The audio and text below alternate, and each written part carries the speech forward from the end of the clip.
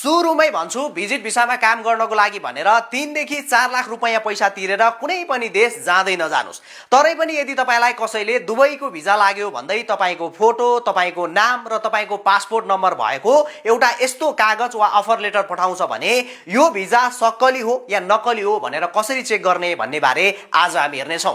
त्यसको लागि सबैभन्दा पहिले तपाईले आफ्नो मोबाइलको प्ले स्टोर खोल्नुहोस् र त्यहाँ गएर रोशन श्रेष्ठ सर्च गर्नुहोस् र यो मेरो फोटो भएको एपलाई डाउनलोड गर्नुहोस्। मेरोमा अलरेडी डाउनलोड छ त्यसैले मैले ओपन गरे। त्यसपछि यो साइटको 3 वटा धर्कामा क्लिक गर्नुहोस् अनि यहाँ अलिकता तल जानुहोस् council and visa check link भन्नेमा गएर एक पटक क्लिक गर्नु होला। त्यसपछि यहाँ तपाई जान लागेको आफ्नो देश छान्नुहोस्। अहिले हामी दुबईको भिजा चेक गर्दै छौं त्यसकारणले गर्दाखेरि हामी यो यूएई भन्नेमा क्लिक गर्ने छौं किनकि यूएई र दुबई भनेको एउटै हो। अब यहाँ क्लिक गर्ने बित्तिकै यस्तो एउटा इन्टरफेस खुल्छ। यदि तपाईले क्लिक गर्ने बित्तिकै अंग्रेजी भाषा आयो भने ठीक छ, तर यदि अरबिक भाषा वा अन्य कुनै पनि भाषा आयो भने यहाँ माथि भएको यो 3 वटा डगमा क्लिक गर्नु होला र यहाँ ट्रान्सलेट भन्ने हुन्छ त्यसमा तपाईले थिच्नु होला। त्यसपछि अटोमेटिकली अंग्रेजी बनिहाल्छ।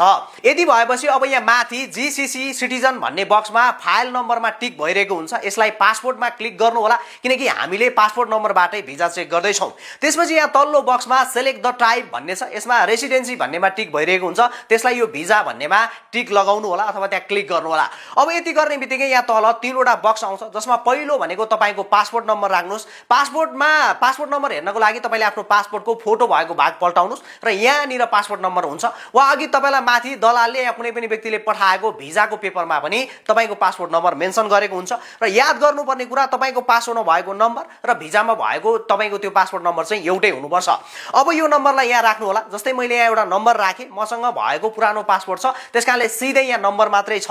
यदि तपाईको पासपोर्टको अगाडि पीए वा बीए कुनै अक्षर लेखिएको छ भने त्यो अक्षर र अंक जस्ताको त्यस्तै यहाँ टाइप गर्नु होला। यति भएपछि यहाँ तल्लोपट्टि तपाईको पासपोर्टको एक्सपायरी डेट यानी कि म्याच सकिने मिति यहाँ राख्नु होला जुन तपाईको पासपोर्टको यहाँनिर हुन्छ। फेरि तपाई पासपोर्टमा यहाँ नझुकिनु होला किनभने यहाँ सँगसँगै 2 वटा डेट हुन्छ। माथिल्लोमा तपाईले पासपोर्ट बनाएको मिति हुन्छ, तल म्याच सकिने मिति हुन्छ। हामीलाई चाहिने र हामीले यहाँ राख्ने भनेको चाहिँ म्याच सकिने मिति हो। अब यो 2 वटा कुरा राखिसक्नु भएपछि यहाँ तल आफ्नो देश छान्नु होला। हामी सबै नेपाली हौं त्यसकारणले गर्दाखेरि यो प्लिज भन्नेमा क्लिक गरिकन यहाँ नेपाल सर्च गरेर यसलाई क्लिक गर्नु होला। यति भएपछि यहाँ तल आई एम नट रोबोट भन्नेको अगाडि भएको एउटा बक्समा क्लिक गर्नु होला। अब यो बक्समा तपाईले फर्स्ट टाइम थिच्नु हुन्छ भने यहाँ सिधै खुल्छ अथवा सिधै टिक हुन्छ। तर यहाँ तपाईले बारम्बार ट्राई गर्नु भयो भने चाहिँ यो बक्समा थिच्दाखेरि यसरी एउटा फोटो खुल्छ जसमा यहाँ माथि लेखेको हुन्छ तल केमा क्लिक गर्ने भनेर। जस्तो उदाहरणको लागि मेरो यहाँ माथि बस लेखेको छ। यसको अर्थ यसरी जुन कोठामा बस देखिन्छ सबैमा क्लिक गर्ने अनि तल नेक्स्टमा क्लिक गर्नु भयो भने यदि बस बाहेक अन्य कुनै आयो भने त्यो पनि माथि जे भनेको छ त्यसलाई तल क्लिक गर्नु होला। यसलाई चाहिँ क्याप्चा भन्छ। यो क्याप्चा तपाईले अनिवार्य फिल गर्नै पर्छ।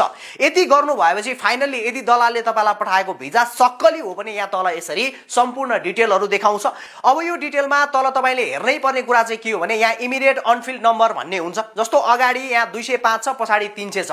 बीचको भाग चाहिँ मैले यो व्यक्तिको प्राइभेसीको लागि छोपिदिएको छु। तपाईले त्यहाँ हेर्दाखेरि पुरै देखाउँछ। अब यो नम्बर यानी कि युएन नम्बर चाहिँ तपाईको उताबाट पठाएको भिजामा पनि हुन्छ। जस्तै यो भिजामा हेर्नुस् यहाँनिर त्यो नम्बर लेखेको हुन्छ।